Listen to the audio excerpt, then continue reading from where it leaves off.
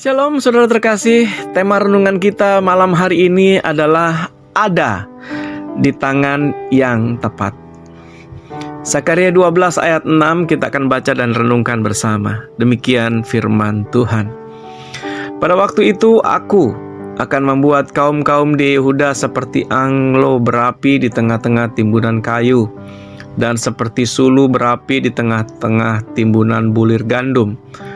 Api keduanya akan menjilat ke kanan dan ke kiri segala bangsa di sekeliling. Tetapi Yerusalem selanjutnya akan tetap tinggal di tempatnya yang dahulu. Saudara terkasih di dalam Tuhan, seorang petani melewati jalan setapak. Ia pulang ke rumahnya yang tidak jauh dari tempat ia bekerja. Di tengah perjalanan, ia menemukan sebuah kayu di pinggir jalan. Diamatinya kayu tersebut, lalu dibawanya pulang. Setibanya di rumah, kayu itu dijadikan kayu bakar olehnya. Lain halnya dengan seorang pria lainnya. Ketika ia menemukan kayu yang hampir sama di pinggir jalan, lalu diambilnya, diamatinya, lalu dibawa pulang. Sesampainya di rumah, kayu itu dijadikan ganjal pintu rumahnya. Cerita lain, juga ada seorang tukang pembuat patung.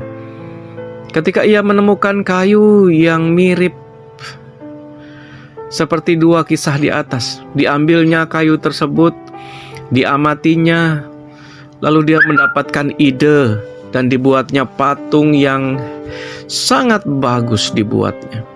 Sangat hebat, bahkan bernilai sangat tinggi. Saudara terkasih, teks yang tadi kita baca, di mana umat Allah ada di tangan Allah yang membuat mereka jadi hebat dan luar biasa. Kaum Yehuda dipakai Tuhan menjadi berkat bagi saudara-saudara mereka. Mereka seperti anglo. Kita tahu anglo itu adalah seperti tungku yang berfungsi sebagai kompor dan biasanya menggunakan kayu bakar. Tempat untuk memasak makanan. Zakaria menganalogikan bahwa Yehuda seperti itu di tengah timbunan kayu dan di tengah-tengah timbunan bulir gandum.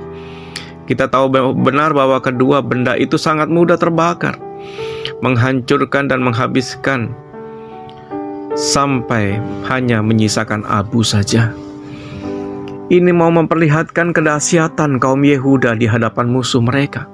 Musuh di sekeliling umat Allah dihajar hingga luluh lantah, sehingga Yerusalem tetap tinggal di tempatnya dan baik-baik saja keadaan mereka. Ya, umat Allah berada di tangan Allah, di tangan yang hebat, sehingga mereka menjadi umat yang amat sangat dahsyat dan hebat. Kalau kita perhatikan hidup kita hari ini, kita bisa berdiri tegak karena Tuhan. Bisa ada hari ini karena Tuhan. Kita bisa kuat dan bisa menjalani hidup dengan begitu banyak masalah dan begitu banyak jalan keluar. Itu semua karena Tuhan ada bersama di dekat kita, mendampingi kita melewati lembah kekelaman, menggendong kita sehingga kita bisa melewati masalah demi masalah, pergumulan demi pergumulan. Di mata Tuhan, hidup umat Allah sangat berharga dan bernilai, karena kita ada di tangan Tuhan, dan Tuhan yang menjadikan kita bernilai dan berharga di matanya. Umat yang sangat dikasihinya, saking berharganya, sampai Tuhan yang maha besar itu turun ke dalam dunia, rela terbatas menjadi manusia, bahkan mati di atas kayu salib demi manusia berdosa seperti kita. Jadi kalau kita bisa menang dari masalah, dari pergumulan hidup, dari problema hidup, itu semua bukan karena hebatnya kita, tetapi karena kita ada di tangan yang tepat. Kita berada di tangan Tuhan yang sangat luar biasa. Kiranya Tuhan memberkati renungan singkat kita hari ini. Amin.